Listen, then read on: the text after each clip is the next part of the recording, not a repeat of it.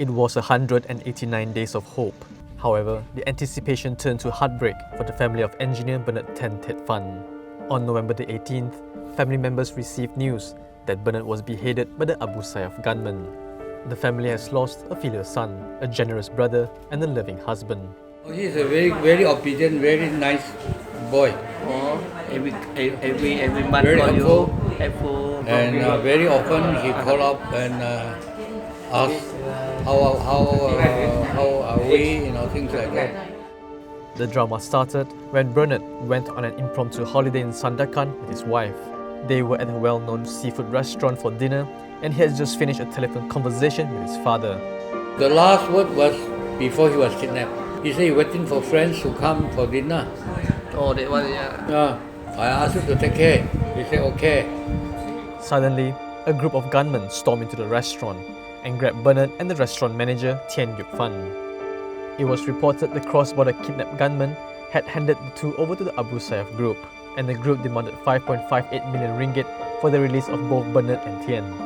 With negotiations ongoing, the kidnappers also called the two families. During one of their rare phone conversations, Bernard's wife says he sounded desperate. Evening time, just sekejap saja, call just a short while, then the line was cut already. Suami saya cakap, he is the next in line to be beheaded if the ransom is not paid. The families of the two hostages came to Putrajaya to petition the government to secure the release. They met Deputy Home Minister Datuk Nur Jazlan Mohamad. Our policy is we don't entertain hostage demands, ransom demands.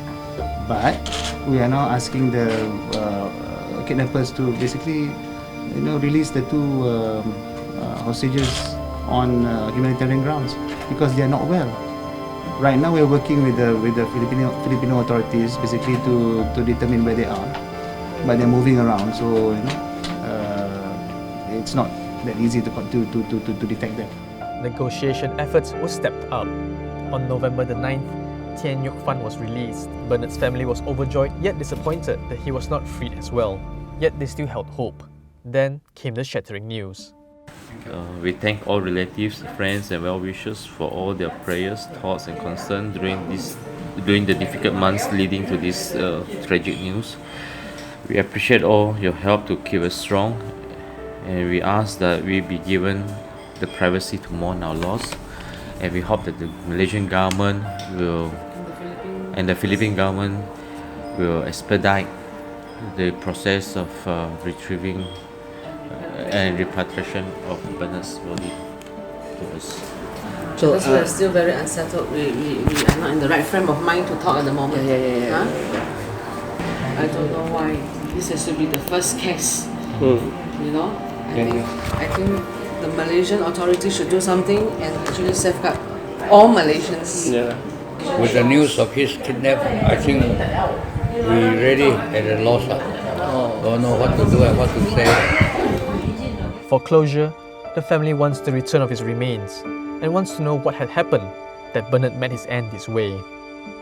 Meanwhile, the fate of two Canadians, a Norwegian and a Filipino, which the Abu Sayyaf gunmen kidnapped on September 21st from a beach resort in the southern Philippines, remains uncertain.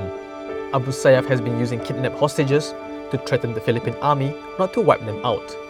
The beheading of Bernard on the first day of the APEC meetings in Manila sent a hardline warning to the Filipino government that the Abu Sayyaf means business when the government does not follow as they say.